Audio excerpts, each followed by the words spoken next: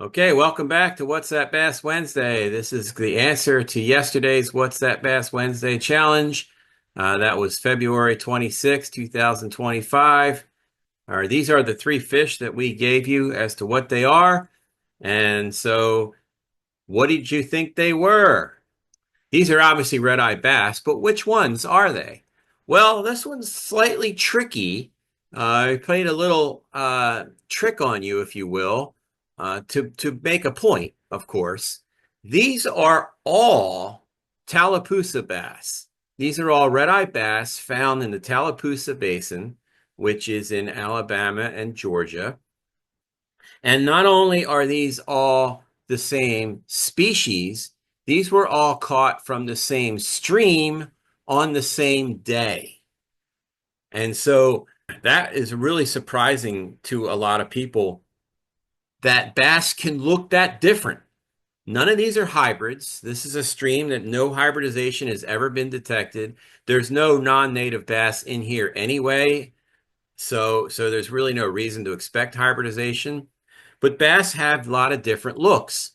Um, and they can change their looks. And if you remember some of the earlier videos that I posted last year, some of which were from the same stream, we had fish in my hand that looked one way when they came out of the water and another way a minute later, and before I put them back in the water. And so fish can change their looks a lot of different ways. With that in mind, though, how can you actually try to cut through that fish variation in coloration and markings and successfully identify the species? Well, we're going to take a look at each one of these photos in a little greater detail and closer up too. I'm not sure if you have the ability to zoom in on these videos when I post them, or can at least download the screenshot and then zoom in on it that way. But sometimes when you're identifying fish from photos, zooming in really can be helpful. So here is our first one, the one that was on the top. And this one has, there are two kind of classic looks of this species. This is one of them where you have almost no blotching down the sides. And instead you just have this undifferentiated color pattern with light and dark. But you still have the horizontal lines that you can see right here underneath the lateral line that tells you it's some kind of a red-eye bass. The other characters, of course, are the eye crescent, which is that silver-white streak that is behind the eye of all red-eye bass. They all have this. Now, I will say this. Tallapoosa bass have the most bluish of the eye crescents. A lot of the others, the eye crescent tends to be much more of a pure white, but the Tallapoosa bass definitely have a blue tint to it, and sometimes it's really obvious. But that's one character that says Tallapoosa bass right there. As you can see it in this fish, that's not a pure white eye crescent. If you compare it to this white belly region here, you can see that it's definitely more bluish than that. Another character of Tallapoosa bass is intense blue on the cheeks. Now, all red-eye bass do tend to have bluish on the cheeks, but Tallapoosa bass are really blue, particularly in the spawning season. And this fish was kind of caught in near the end of it in late May, if I remember correctly. So possibly early June. So it's probably somewhat past it. If you catch these fish in April, it is unbelievable. They almost look like tropical fish. They're so blue. But that bluish cheek there is another character, and you can see some further back on the opercle as well. Another thing is, and this is definitely a characteristic of Tallapoosa bass, is their anal fin will have that same bluish color to it, especially on the edge. And you can see that here. Sometimes it'll go all the way through the anal fin. And again, that is the closer it is to spawning season, the more intense these colors get. Then, of course, you have your white streaks on the tail, which is another red-eye bass character. That's not specific to Tallapoosa bass. And if you look at these streaks, all these color markings here, look at how intensely iridescent blue they are. That is definitely a Tallapoosa bass thing. Red-eye bass have some of these spots on them, but nowhere near as many as the Tallapoosa bass. And when you see a red-eye bass with that much iridescent blue above the lateral line, that is a guarantee look at a at Tallapoosa bass. This particular specimen here, that same kind of iridescent blue edge that's on the anal fin is also, you can see it in the soft dorsal fin in this picture.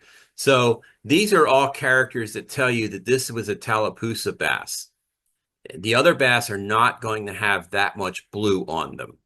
And obviously it takes some practice and catching all these species to start noticing this, but that is one way that you can tell this fish apart. Now, this guy is this one's tough. I will say there's very few things here that scream that this is a Tallapoosa bass.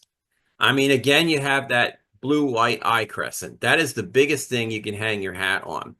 Now, the previous picture, the anal fin was really easy to see. It's not so easy to see in this fish. But in the previous picture, the pectoral fin wasn't easy to see, and it is in this fish.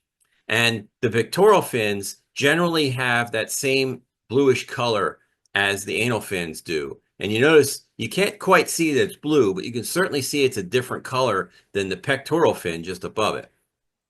Again, you see those iridescent spots up above the lateral line on the back of this fish. But this intense blotching, I'll tell you, this is the other form of Tallapoosa bass, if you will, that have these blotchings down the side. I would guess 25% of the fish might have them at any given time. It's not unheard of, but they're not the norm. The norm is more like the first fish that you saw. And so when you see these fish and you catch these fish, and obviously you know where you are, so you're going to know what kind of red eye you have, and for the most part. But they are very surprising because that's the kind of color pattern that is much more reminiscent of the Coosa Basin fish, which is the next one over to the west of the Tallapoosa Basin. So this last fish is probably the biggest ringer of all. And every once in a while, you catch a red-eye bass that just says, you know what? I just feel like going out in with t-shirts and sweats today, and I'm not going to dress up for nobody. And this is one of those fish that just has almost no markings. And I also like the fact that the front half of it has zero blotching and kind of reminiscent of the first fish. And then the second half of this fish has the blotches like the second fish. So this is clearly a schizophrenic fish that doesn't know for sure what exactly it wants to look like. And notice how much lighter this is. We don't know anything about sexual dimorphism in colorations of any bass for the most part, but certainly not red-eye bass. And I've speculated before on the videos, is it possible, like sunfish, since they are in the sunfish family, is it possible that females are more drab than males? I think that's likely. I really, truly do, but we have no data to show that or to back that up. But that could be the secret of this fish. This could be a female. But how can you tell that you still have a Tallapoosa bass, even though you catch one like this? Well, once again, you look at the eye crescent and you can clearly see it in this fish. It is blue.